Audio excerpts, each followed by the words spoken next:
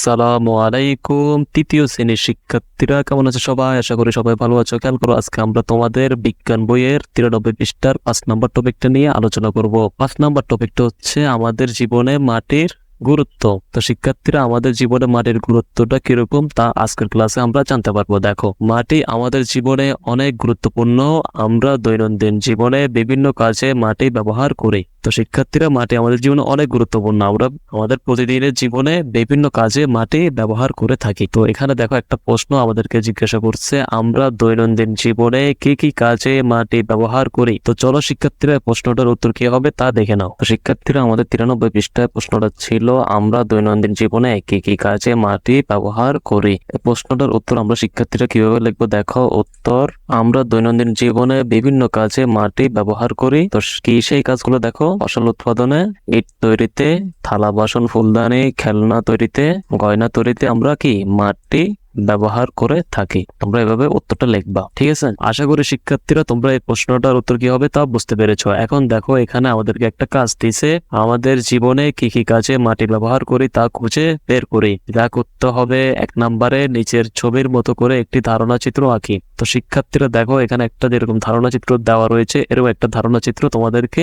আঁকতে হবে। ধারণা চিত্রে মাটির ব্যবহারগুলো লিখি, ধারণাগুলো নিয়ে সহপাঠীদের সঙ্গে আলোচনা করি, আমাদের দৈনন্দিন জীবনে কিভাবে মাটি ব্যবহার করি তা নিয়ে আলোচনা করি। তো শিক্ষার্থীরা, তোমরা তোমাদের সহপাঠীদের সাথে আলোচনা করে তোমরা মাটির ব্যবহার সম্পর্কে এখানে লিখবা। তোমাদেরকে আবার একটা নমুনা উত্তর হিসেবে তোমরা কি লিখবা আমি তোমাদের দেখিয়ে দিচ্ছি। দেখো শিক্ষার্থীরা, তোমরা যেভাবে ছকটা পূরণ করবা, দেখো মাটির ব্যবহার, হাঁড়ি পাতিল তৈরিতে মাটি ব্যবহার হয়, ফসল উৎপাদনে মাটি ব্যবহার হয়, থালা বাসন তৈরিতে মাটি ব্যবহার হয়, ইট তৈরিতে মাটি ব্যবহার হয়, খেলনা তৈরিতে মাটি ব্যবহার হয়, ফুলদানি তৈরিতে মাটি ব্যবহার হয়। তোমরা এভাবে লিখবা, ঠিক আছে? আশা করি শিক্ষার্থীরা তোমরা নমুনা উত্তরটি বুঝতে পেরেছো। এখন দেখো এখানে শিক্ষার্থী কি বলতেছে। তো শিক্ষার্থী কি বলতেছে খেয়াল করো, আমরা কিভাবে মাটির উপর নির্ভরশীল। তারপর শিক্ষার্থীরা 93 পৃষ্ঠায় শিক্ষার্থী কি প্রশ্ন করেছিল, দেখো আমরা কিভাবে মাটির উপর নির্ভরশীল। তো তোমরা শিক্ষার্থীরা প্রশ্নটার উত্তর কিভাবে লিখবে? দেখো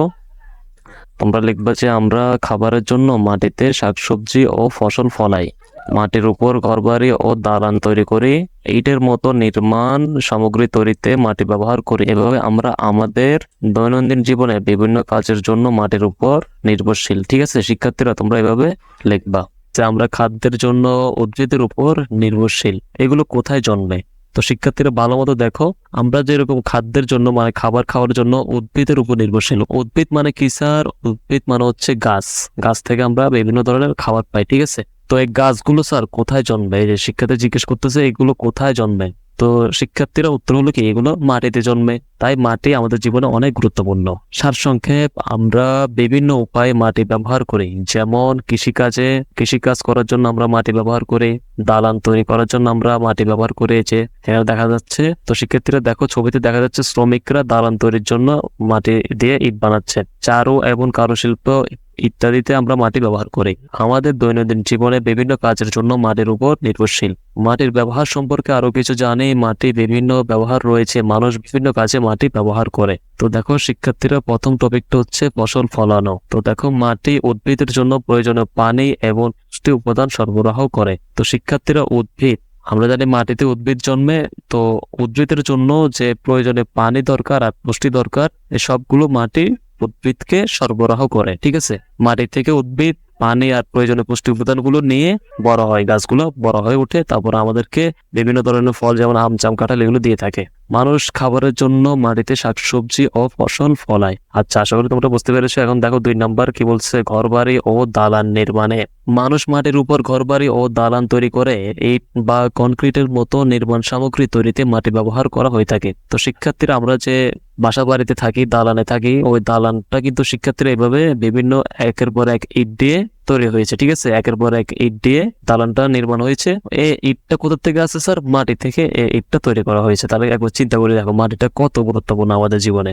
এবার দেখো শিক্ষার্থীরা, চারু ও কারুশিল্পে মাটি দিয়ে বিভিন্ন ধরনের জিনিস তৈরি করা হয়, যেমন থালা বাসন, ফুলদানি, গয়না, হাঁড়ি পাতিল, খেলনা ইত্যাদি। তো শিক্ষার্থীরা, তোমরা খেয়াল করে দেখবে তোমাদের বাসা বাড়িতে হয়তো মাটির হাঁড়ি পাতিল থাকতে পারে। তো এগুলো কিভাবে তৈরি হয়েছে স্যার? মাটির মাধ্যমে তৈরি হয়েছে। এই যে দেখো শিক্ষার্থীরা, এভাবে চাকা ঘুরিয়ে ঘুরিয়ে একটি পাতিল মাটির হাঁড়ি তৈরি করা হচ্ছে এখানে দেখো। এবার দেখো শিক্ষার্থীরা, পরবর্তী পৃষ্ঠায় কি লেখা রয়েছে, খাদ্য তৈরিতে আমরা যে খাবার খাই তার অধিকাংশ উদ্ভিদ থেকে আসে। তো উদ্ভিদ মানে কি শিক্ষার্থীরা, গাছ থেকে আসে। আমরা যে খাবার খাই তার অধিকাংশ মানে বেশিরভাগ খাবার আসে গাছ থেকে। আর উদ্ভিদ মাটিতে জন্মায়। উদ্ভিদ মানে কি, গাছ মাটিতে জন্মায়। উদ্ভিদের বৃদ্ধির জন্য মাটি প্রয়োজন, মানে উদ্ভিদ মানে গাছ বেড়ে ওঠার জন্য মাটি প্রয়োজন। আমরা খাদ্যের জন্য প্রাণীর উপরও নির্ভরশীল। আমরা বিভিন্ন প্রাণীদের উপরও কি খাদ্যের জন্য নির্ভরশীল। অনেক প্রাণী উদ্ভিদ থেকে তাদের খাদ্য খায়। যেমন শিক্ষার্থীরা দেখো, ছাগল গরু দেখা যাচ্ছে এখানে প্রাণী। এই প্রাণীরা তাদের খাবারগুলো কোথা থেকে খাচ্ছে, এই যে উদ্ভিদ থেকে খাচ্ছে। এই যে ঘাস খাচ্ছে, এই যে ঘাসগুলো কোথায় জন্মাইছে, মাটিতে জন্মাইছে। ঠিক আছে, এবার শিক্ষার্থীরা দেখো, প্রয়োজনীয় জিনিসপত্র তৈরিতে মাটি। প্রয়োজনীয় জিনিসপত্র তৈরিতে মাটি। আমরা ইট বা কনক্রিটের মতো নির্মাণ সামগ্রী তৈরিতে মাটি ব্যবহার করি। আমরা মাটি ছাড়া ঘর বানাতে পারি না। মাটির পাত্র তৈরিতে মাটি ব্যবহার করা হয়। আমরা মাটি ছাড়া হাঁড়ি, ফুলদানি, বাটি বানাতে পারি না। তো শিক্ষার্থীরা দেখো, এখানে মাটির দুইটি পাত্র দেখা যাচ্ছে। এই পাত্রগুলো কত সুন্দর করে তৈরি হয়েছে, তাই না? মাটি দিয়ে অনেক সুন্দর পাত্র তৈরি করা হয়েছে। ঠিক আছে, তোমরা এগুলা দেখবা। তো শিক্ষার্থীরা দেখো, সুন্দর এবং দূষণ মুক্ত পরিবেশ তৈরিতে মাটির ব্যবহার। মাটিতে জন্মানো বিভিন্ন উদ্ভিদের নানান ধরনের ফুল ফুটে। ফুল আমাদের পৃথিবীকে সুন্দর করে। তাছাড়া মানুষের দৈনন্দিন কর্মকাণ্ডের ফলে প্রচুর পরিমাণে বর্জ্য উৎপন্ন হয়। মানে মানুষের দৈনন্দিন কাজকর্মের কারণে প্রচুর পরিমাণে ময়লা আবর্জনা উৎপন্ন হয়। এসব বর্জ্য মাটিতে ফেলা হয় বা মাটি চাপা দেওয়া হয়। এসব ময়লাগুলো শিক্ষার্থীরা মাটিতে ফেলা হয় বা মাটিতে চাপা দেওয়া হয়। ফলে ময়লা আবর্জনা এবং দুর্গন্ধ থেকে আমরা রক্ষা পাই। তো শিক্ষার্থীরা দেখো, মাটি আমাদেরকে দুর্গন্ধ থেকেও বাঁচাচ্ছে। তো শিক্ষার্থীরা দেখো, মাটিটা আমাদেরকে দুর্গন্ধ থেকে বাঁচিয়ে আমাদের পরিবেশটাকে সুন্দর ও দূষণমুক্ত রাখতেছে। ঠিক আছে, এখন দেখো শিক্ষার্থীরা, আলোচনা কেন মাটি আমাদের কাছে এত গুরুত্বপূর্ণ। শিক্ষার্থীরা, আমাদের 95 পৃষ্ঠায় প্রশ্নটা ছিল, কেন মাটি আমাদের কাছে গুরুত্বপূর্ণ। এই প্রশ্নটার উত্তর শিক্ষার্থীরা তোমরা কিভাবে লিখবে দেখো। উত্তর তোমরা লিখবে যে মাটি আমাদের কাছে গুরুত্বপূর্ণ কারণ আমাদের বেঁচে থাকার জন্য খাবার প্রয়োজন। আর এই খাবার উৎপাদিত হয় মাটিতে। এই খাবার কোথায় উৎপাদিত হয় শিক্ষার্থীরা? মাটিতে উৎপাদিত হয়। আমরা ঘর বাড়ি তৈরিতে ইট ব্যবহার করি, যা মাটি থেকে তৈরি হয়। শিক্ষার্থীরা, আমরা যে ঘর বাড়িতে ইট ব্যবহার করি তা কিন্তু কি মাটি থেকে তৈরি হয়। তারপর শিক্ষার্থীরা দেখো, থালা বাসন, ফুলদানি, বাটি সহ বিভিন্ন জিনিস মাটি থেকে তৈরি, যা আমাদের দৈনন্দিন জীবনে প্রয়োজন। তো শিক্ষার্থীরা, থালা বাসন, ফুলদানি সহ বিভিন্ন জিনিস আমরা মাটি থেকে পাই। ঠিক আছে, এছাড়াও সুন্দর ও দূষণমুক্ত পরিবেশ তৈরিতে মাটি গুরুত্বপূর্ণ ভূমিকা পালন করে। তো তোমরা এভাবে লিখবা। ঠিক আছে শিক্ষার্থীরা, 1 নম্বর দেখো, নিচের মতো একটি ছক তৈরি করি, মাটি না থাকলে কি হবে। তো শিক্ষার্থীরা, এভাবে তোমরা একটা ছক তোমাদের খাতায় তৈরি করবা। তারপরে মাটি ব্যবহার করেছিল এমন একটি দৃশ্যের কথা মনে করে, যদি মাটি না থাকতো তাহলে কি হতো তা কল্পনা করে ছকের ধারণাগুলো লিখি। সব মাটিদের সঙ্গে ধারণাগুলো বিনিময় করে আমাদের জীবনের জন্য মাটি কেন গুরুত্বপূর্ণ তা নিয়ে আলোচনা করি। তো শিক্ষার্থীরা, আমি তোমাদের সুবিধার্থে এখানে একটা নমুনা উত্তর তৈরি করে তোমাদের দেখাচ্ছি। দেখো শিক্ষার্থীরা, 95 পৃষ্ঠায় যে ছকটা ছিল দেখো, আমি তোমাদের সুবিধার্থে পূরণ করে দিয়েছি। দেখো কি লেখা রয়েছে, মাটি না থাকলে কি হবে। তো শিক্ষার্থীরা, আমরা লিখবো যে কি, 1 নম্বর লিখবো কি, ফসল উৎপাদন করা যাবে না। মাটি না থাকলে ফসল উৎপাদন করা যাবে না।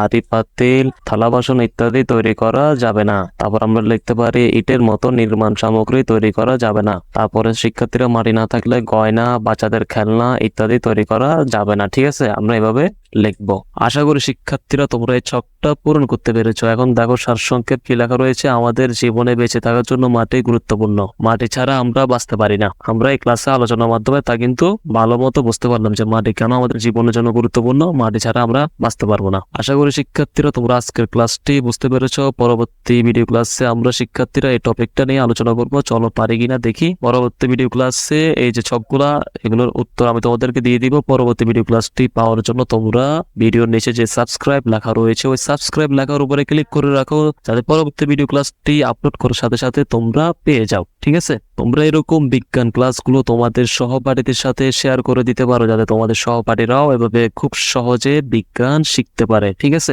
সবাই ভালো থাকবা, সুস্থ থাকবা। এতক্ষণ সাথে থাকার জন্য সবাইকে ধন্যবাদ।